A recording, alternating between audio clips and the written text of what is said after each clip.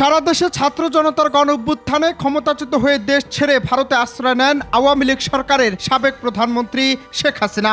এরপর থেকেই আওয়ামী লীগ নেতৃবৃন্দ আর নানান মহলে প্রশ্ন জাগে, আর কি রাজনীতিতে ফিরবেন শেখ হাসিনা?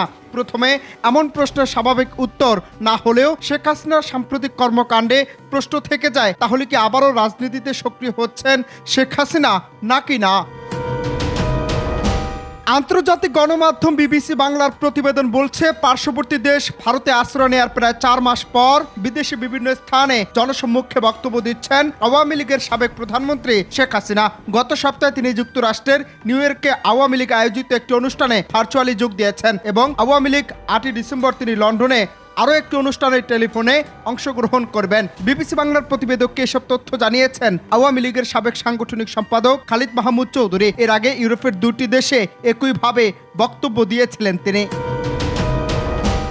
এসব বক্তব্য দেওয়ার মাধ্যমে শেখ হাসিনা রাজনীতিতে টিকে থাকার চেষ্টা করছে বলে মনে করছে বিএনপি। মূলত গত 5 আগস্ট ক্ষমতার পট পরিবর্তনের পর বিভিন্ন সময়ে আওয়ামী লীগ সভাপতি শেখ হাসিনার কিছু ফোনালাপ সামাজিক যোগাযোগ মাধ্যমে ছড়িয়ে পড়ে। যদিও সেগুলো সত্যি তার কথোপকথন কিনা তা যাচাই করা সম্ভব হয়নি, কিন্তু ওইসব ফাঁস হওয়া কল রেকর্ড বাদ দিলে শেখ হাসিনা এবারই জনসম্মুখে বক্তব্য দিতে দেখা যাচ্ছে। আর এই বক্তব্যের অর্থ কি এমন যে শেখ হাসিনা আবার রাজনীতিতে সক্রিয় হচ্ছেন? প্রশ্ন থেকে যায়।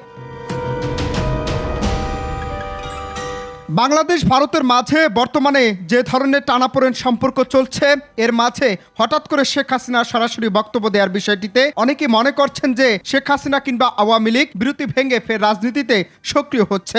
যদিও আওয়ামী লীগের নেতা খালিদ মাহমুদ চৌধুরী বলেছেন, আওয়ামী লীগ বরাবরই রাজনীতিতে আছে, তা নতুন করে ফিরে আসার কিছু নেই।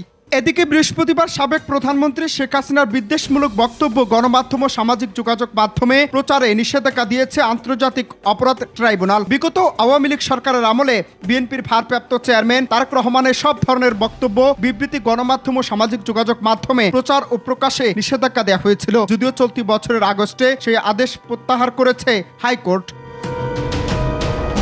আওয়ামী লীগের পক্ষ থেকে জোরালোভাবে সব রকম প্রতিকূল পরিস্থিতি মোকাবিলা করার দাবি করা হলেও লেখক ও গবেষক মহিউদ্দিন আহমদ মনে করেন, শেখ হাসিনা বা তার দলের লোকেরা কে কি করছেন না করছেন এই পুরো বিষয়টা একটি খেলার অংশ, এগুলো সব ফাঁকা আওয়াজ। তবে বিএনপির স্থায়ী কমিটির সদস্য সালাউদ্দিন আহমেদ জানিয়েছেন, শেখ হাসিনার বিভিন্ন ধরনের বক্তব্য প্রসঙ্গে তিনি জানান, শেখ হাসিনা যেখানে যাই বলছেন বাংলাদেশের রাজনীতির জন্য বিদ্বেষমূলক কথাবার্তাই বলছেন এবং সাম্প্রতিক সম্প্রীতির বিরুদ্ধে উস্কানিমূলক কথাবার্তা বলছেন। তিনি মনে করেন শেখ হাসিনার এগুলোর মাধ্যমে রাজনীতিতে টিকে থাকার চেষ্টা করছেন। অন্যান্য রাজনৈতিক দলের মধ্যে সংহতি আন্দোলনের প্রধান সমন্বয়কারী জুনায়েদ সাকি জানিয়েছেন, সবশেষ জুলাই আগস্টে তিনি দেশ জুড়ে ব্যাপক হত্যাকাণ্ড চালিয়েছেন। এরকম হত্যাকাণ্ড চালিয়ে দেশ থেকে পালিয়ে গিয়ে আর রাজনৈতিক কাজ করার কোনো অধিকারের নৈতিক জায়গা থাকে না। এখন বিষয় হচ্ছে, এমত অবস্থায় নানান মহলেই প্রশ্ন জাগছে, দেশের 16 বছরের কলঙ্কিত অধ্যায় বলে আদৌ কি শেখ হাসিনাকে সাদরে গ্রহণ করবে সাধারণ জনগণ? সেটা নিয়ে ষড়যন্ত্র তথ্য ডালপালা মিলছে। তবে